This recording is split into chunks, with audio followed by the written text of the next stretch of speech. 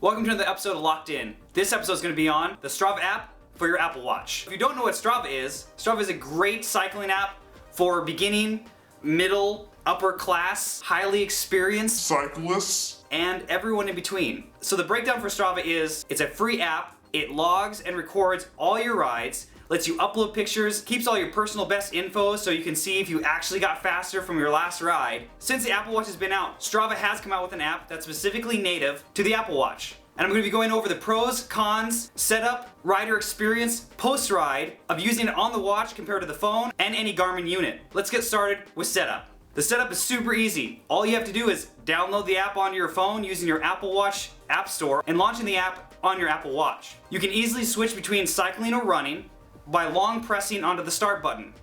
Now it defaults to starting on cycling because obviously that's better than running. So once you hit that, you give it a few seconds, let the app initialize, and you're ready to go. Now, all the information you're gonna get on the watch is your elapsed time, and don't worry, auto pause is automatically enabled. Second, you're gonna get your miles per hour, then your distance underneath that with your heart rate.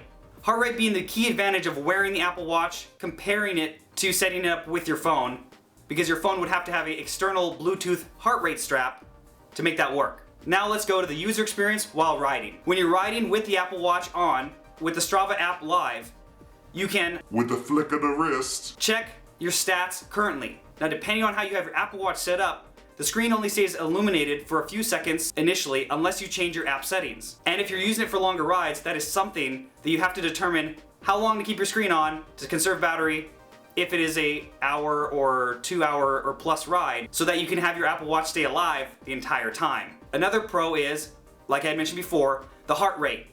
You can check your current heart rate while riding at any given time, but with the heart rate, there is a little bit of a lag sometimes with it taking the reading, if you haven't looked at your watch recently.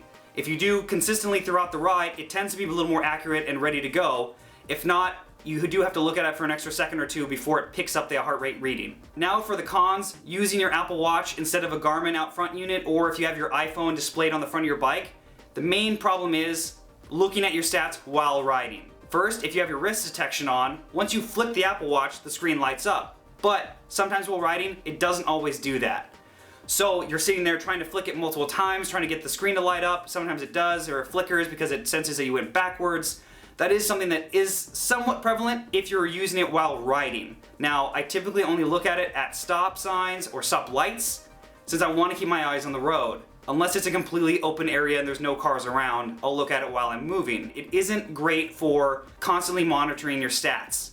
I mainly use this for when I commute to work, where I don't really care what my mile an hour is, I just want to know the time, but I still want to save the mileage on Strava, because hey, if you didn't save it on Strava, your mileage doesn't exist. So this is great for riders that don't really care about their current stats, but they want to Strava prove it, hashtag market that, copyright it, trademark, Strava prove it on their Strava account, and don't want to buy a Garmin. You still get all the benefits of having the GPS tracking as you do on the Garmin, and all the other metrics as far as distance climbed, average heart rate, average speed, all of those statistics are still saved even though you can't view them while riding, which is going to segue me into post-ride. Now, post-ride, all you have to do is once you finish your ride, you're gonna swipe right, hit finish. The app's gonna take a few seconds to save the route, then it's going to automatically upload it to your Strava account, and you can view the few basic stats of the ride when you're done. But you will not be able to name the ride, or obviously upload any pictures from your watch. So for that, you will have to open up the Strava account on your phone or online, so keep that in mind. So my final thoughts on the Strava app for your Apple Watch are, it's a great alternative to using your phone or your Garmin for shorter rides. It gives great accurate heart rate readings for your Strava uploads so that your calorie count is more accurate than just using your phone by itself. Cons are, I don't think it's an end-all be-all unit, since you cannot accurately look at your speed and information while riding unless, in my opinion, it's a safe environment to do so. So I hope you like this review. If you guys want to see a comparison video of my stats and my opinions on this compared to my Garmin 800 unit, please leave a comment below and I'll definitely get working on that. Make sure to subscribe, like the Facebook page and the new Instagram, and check out our Spreadshirt so you can get sweet locked in swag.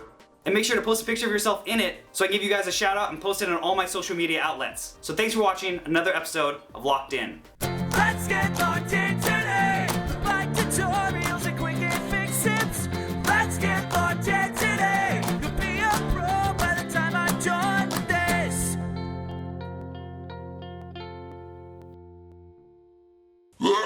screw that. Take it back. Rewind that 3 times.